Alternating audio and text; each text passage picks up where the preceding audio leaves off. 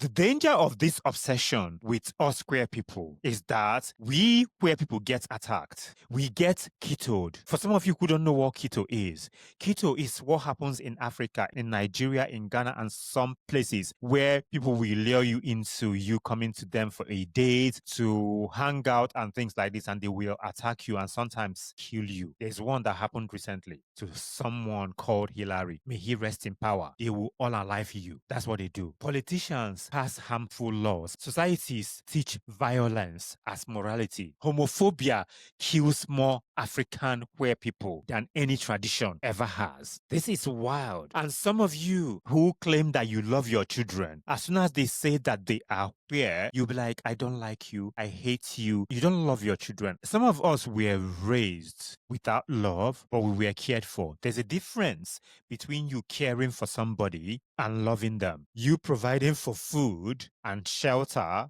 and then you turn back, and when they get older, you say to them, I raised you, I carried you for 9 months. Why are you being mean to me? You are not a good son, you are not a good daughter. You expect them to give you every money that they are making and things like this. You guilt trip them. Meanwhile, you never loved them unconditionally. All you did was care for them. Because love means you are allowed to be vulnerable with your parents. You are allowed to speak to them and tell them how you feel. They understand you and allow you to pursue your passion. They don't judge you. They love you unconditionally. They support whatever you want to do within reason, as long as it's not going to be a problem for you. But some of you, that's not what you do. You just give birth to your children to be your pension. And once they don't do what you want them to do because you want to live your dreams through them, because you failed. Even brothers and sisters do this.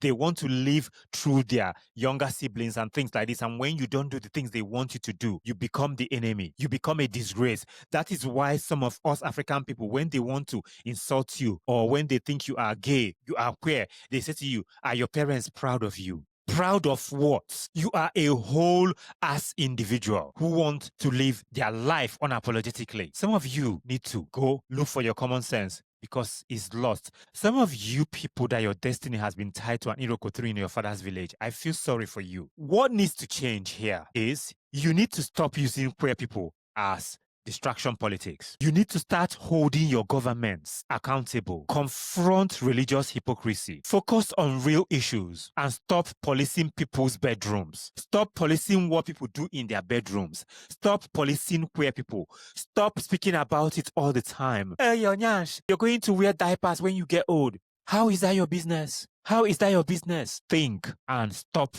your bullshit. Queer Africans are not your problem. Your leaders are. Your silence is. Your misplaced priorities are. We deserve safety, dignity, and peace. Not your obsession, not your hatred, and definitely not your violence. And for some of you who are always on these social media streets being obsessed with gay people, my dear, speak to your ancestors, your fathers, to go and look for that evil person that tied your destiny to an Iroko 3 in your father's village, because we are not your problem.